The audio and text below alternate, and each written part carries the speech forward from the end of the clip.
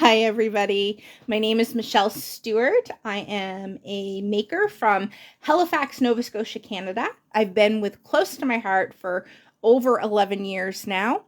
And I guess I decided to teach how I design my one sheet wonders because over the past few years, I've had so many people reach out and ask me, how do you figure out how to cut it, how to design it, and not have any waste? So the best thing you can do is know what your card sizes are and what you use most often for your pattern paper sizes, I guess. So I use a lot that are 4 by 5 1/4. Sometimes I'll mat a cardstock underneath of it. So I typically don't cut and design for my cardstock because it depends on what stamp I'm using and how I want to design. So I like to have all my pattern paper cut, and then I play around with the colors that are in the paper along with the different stamps that inspire me. So I typically design for teaching purposes, to teach my customers how to maximize their paper, and I try to get 10 cards out of a design, so 2 cards of each design, and that means I can teach 2 people. Or have cards cut for 2 people, I guess is a better way to put it. So my designing these are hopefully going to help you maximize your paper usage and allow you to teach this to your customers. So usually I start out with a 4 by 5 1/4 size card. So since I want at least 2 of that size, I'm just going to go ahead and draw my first line at 5 1/4 going straight up. And since we know that that size is for 4 by 5 1/4, I'm going to go ahead and draw my next line at the 4, and then my next line after that at the 8. That's now going to give me cards 1 times 2. So card number 1. So I have my first card now. Now I have this other card base up here, and there's a couple different ways you can decide to divide this. You can divide it into 2-inch strips.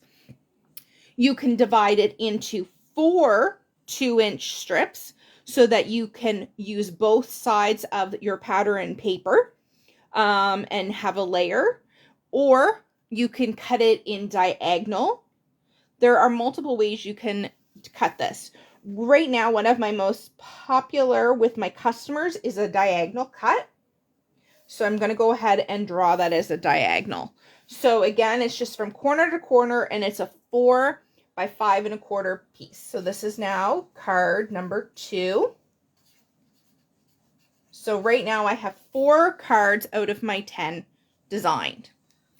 So the next thing I'm going to do is I want some that are going to be full height 5 by 5. So I'm going to go ahead and draw my line straight across here at the 5 1/2 mark.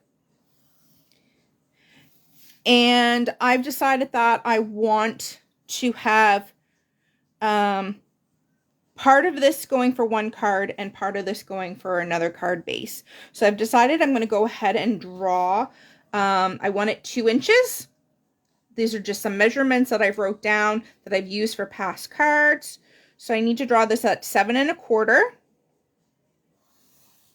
And you can be going ahead and doing this along with me. Pause the video, go back, and then you're going to have your own copy of this chart. The next line I'm going to draw is at 9 1/4. So now I have 2 pieces here that are 2 inches by 5 1/2. So now I have my card 3. I will go ahead after I've drawn these all out and write in the measurements so that you do have the measurements wrote down. So now I have this piece here. And you can go ahead and divide it. It is 1 3/8, I believe, is the size, because 1 1/4 and then 1/2 1/4. So yeah, so 1 3/8. So you kind of need to draw halfway up the, like halfway in between the 10.5 and the 10 3/4.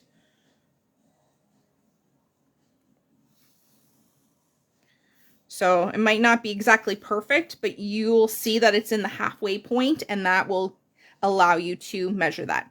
So I'm going to mark this as card number 4, but I want a second piece. I don't just want one piece. So I'm going to go ahead and I want to go up and continue here, but because I want the height. So I guess it really doesn't matter where I draw, but I don't want it the same thickness. So I want it at 1 1/4 and 1 1/4. So I want a little bit of size difference. And you'll see that this all works out. I have all my measurements wrote down so that I can go ahead and get everything figured out. So my line here is at 10 3/4 and then 9 1/2. So this is 6 1/2.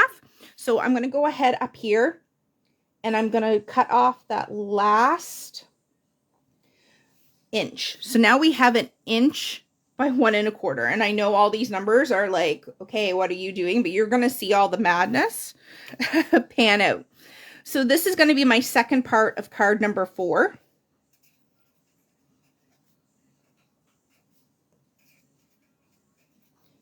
So I'm going to label this 4A and this one 4B. And you can choose which side you want to use the reverse side of, but that's typically what I do. I'm going to be saving this piece and it's going to become part of a design of my final card. We're going to end up going ahead and cutting them into banners. So this is just typically what I do. So I'm going to label this card 5 because I know I'm going to be using this on my 5th and final card design. And now I'm left with this piece here, and it is 4 1/4. And I have enough space that I can cut it at 3 1/4. So I'm going to go ahead and I'm just going to count down 1, 2, 3 1/4. So that puts me at 8 3/4 is where I'm going to draw my line across. So now I have card 5. And you can see I haven't wasted any paper, no scraps whatsoever. So I'm going to go ahead and I'm just going to write down all the measurements so that you can see what they are. And I hope this helps you on how to sit down and design your own One Sheet Wonder. I have posted a lot of my One Sheet Wonder designs already in our makers group. So please feel free to go back and search my name or One Sheet Wonder and pull those up. I hope that allows you to get the maximum usage out of your paper and that you'll be able to use these to teach your customers also how to maximize their paper. So again, let's start with card 1. And the measurement is along, so let's go, I don't remember which measurement goes first, height or length. So let's go with height. So height is 4 inches high by 5 1/4 inches long. So that's card 1. Card 2 is the same measurement, but then it's cut on a diagonal. Okay, so from corner to corner. Card number 3, we're going to go height first. So it is 5 1/2, and it's 2 inches this way. Okay, so that's card number 3. Card number 4, remember we have 2 pieces, A and B. A is 1 3/8 by 5.5. And I did that opposite of what I've done everything else. So it's 5.5 high by 1 3/8. This second piece for card number 4 is 5.5 high by 1 1/4. Our final card, card 5, the first piece, let's go high, is 3 1/4 by 4 1/4. And then our banner piece is 1 inch high by 1 1/4 long. And then you're going to dovetail it to make your banner piece. So I thank you for watching. If you have any questions, feel free to message me personally. And I'll be glad to answer any questions you might have. If you're having trouble finding the other One Sheet Wonders on the site, I can go ahead and tag you in those posts, or I can just send you the images directly. I do have, I think, most of them saved. So that's it for me, and I do want to apologize for not showing myself, but I've been without power for almost 3 days, and I'm just not put together. This is my third attempt at trying to get this video recorded and broadcast for you, and I'm just hoping that I can get it uploaded without the power cutting out again. We've had some tree branches on power lines, and it's been cutting the power in and out the last 24 hours still. Luckily we did have power all night, and the house is starting to finally warm up. It's been a little cold, but I'm just glad that I was able to come and share my process with you. So thanks again, and thank you to Close to My Heart for allowing me to come and teach this to you. Thanks again. Bye, everyone.